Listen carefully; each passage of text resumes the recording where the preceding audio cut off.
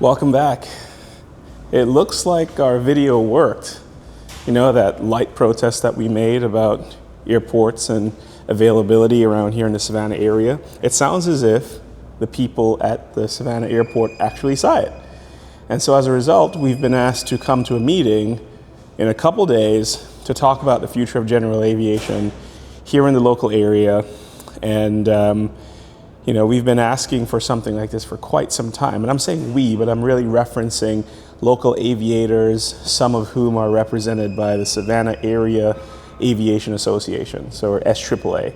We're going to go sit down and talk to some of the leadership at the airport and really get their feedback on what they think is the path forward for general aviation here in Savannah. So I'm happy to say that that little exercise that we did might be paying off. I didn't even send it to them, which I think is so much more impactful than if I had gone again begging my government for the things that we've been begging for 6+ years. I'll have an update for you soon after that meeting, but I wanted to thank you for your support now, because so far we're having many great conversations about the future of general aviation on this channel, and some of you are even taking those conversations to social media. Your local flying clubs like EAA Chapter 1514, who screened the video to its members, and even the group Made by Us for Us, AOPA, picked up the theme and shared it to its members. Almost 900 subscribers, and we're definitely making a difference. I love you all. Now let's do the news as far as this channel is concerned. You'll be happy to know that the new owner of the Diamond soloed a few days ago and is well on his way to obtaining his private pilot certificate in 3 Charlie Lima. I promised myself I'd track its flights for the first few months just to look out for anything strange in the flight profile and let him know that even though there's no warranty, I wanted to set him up for success. I feel great about where that airplane is. I feel great about where Sean, the new owner, is in his flying career. In other news, this guy who I know who has like several airplanes has suddenly found himself without a single airplane that's airworthy and is now looking forward to a car ride into sun and fun. The Bonanza is still propless but has a Surefly ignition module or electronic magneto. I 3D scanned the instrument panel to help me do a new project, and I'll show you that in a video later. I might install a used GNS 430, and I'm going to design a glove box for the co-pilot side. Okay. We are going to apply some of this stuff. It's spark plug, thread, lubricant, and anti-seize compound. It's specifically made for the aviation applications that we're looking at here.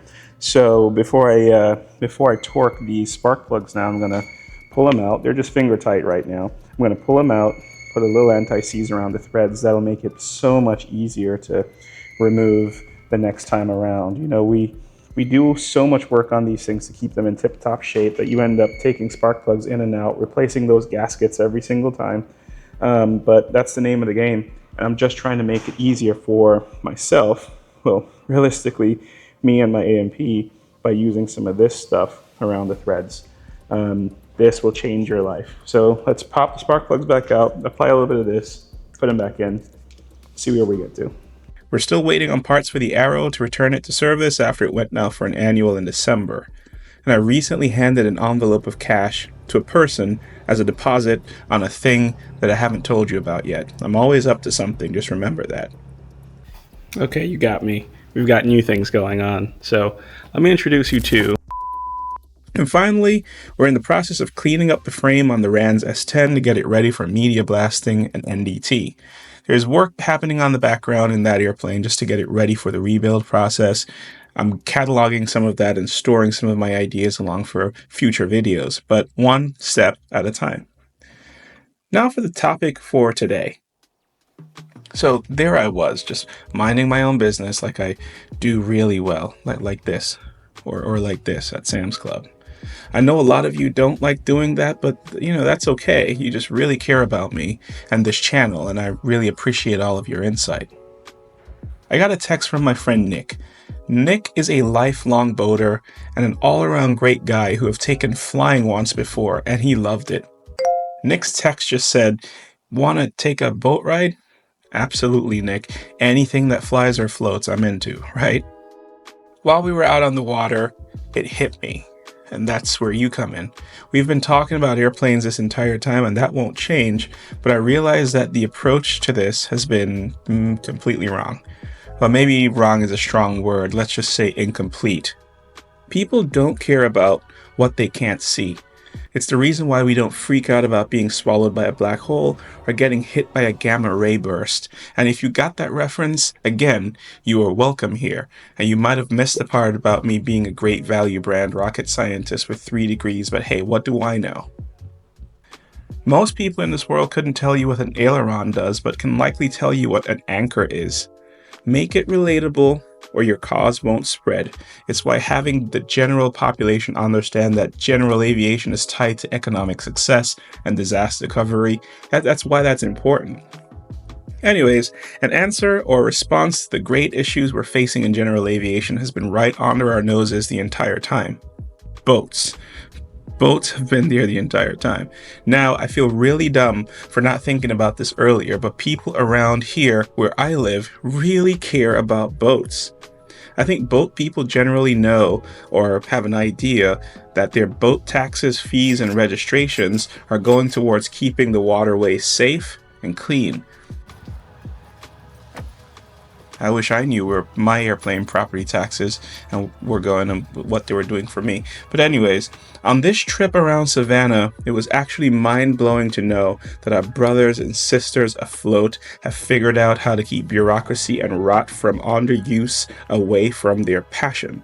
We see mothers passing down boats to their sons, grandparents are enjoying time on the water as they please, and doing it in machines that often are in the same ballpark price-wise as airplanes. Bust out another 1,000, am I right? A lucky few get to use their own property's docks for easy access, but anyone can pay enough money to store their toy or tool in a boathouse or trailer it to their home. Now let's bring this topic around to airplanes. Now I get to introduce you to the concept of the Aviation Monetary Unit, the AMU. Without adjusting for inflation or anything like that, the AMU is roughly equal to $1,000. Here's an example. Every time I look at this thing, it asks me for another AMU. Get it?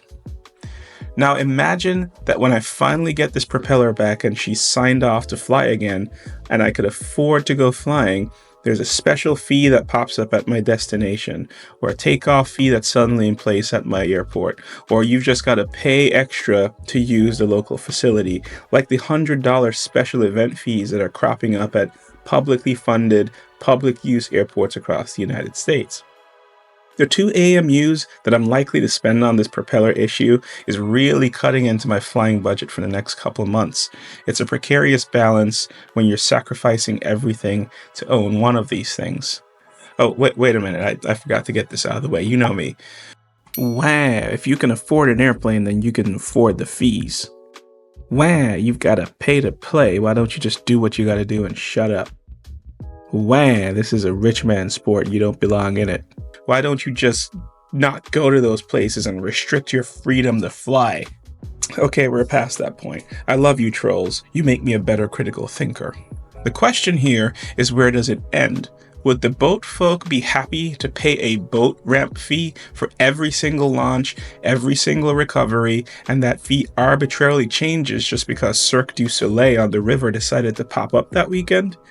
What if they have to pay that fee on top of their boat property taxes? That Saturday with the boys just got a whole lot more expensive. Anyways, here's your homework if you want that kind of thing, and if you, like me, are interested in the future of general aviation. Go and ask a local boater how it works for them. Ask them about their access, their training, their fun, their ideas of safety, and let's learn something from them because they seem to be doing really, really well. Bring your thoughts and comments and let's see what we can learn together. Now here are some big parallels I'd like to draw. Storage, fuel, social space, and access to remote or underserved areas, something that boats do really well across the globe. Let's see what we can learn, meet back here, have a quick conversation in the comments or somewhere on social media, but we've got to keep moving this thing forward. Let's see what we can find out. By the way, thank a postal service worker today. The people that bring the mail, because nothing happens unless they show up. And we'd like them to show up on time. We also want them to stay safe. So thank one of them when they ring your doorbell the next time. Be nice. Ask them about their kids. Might make their day.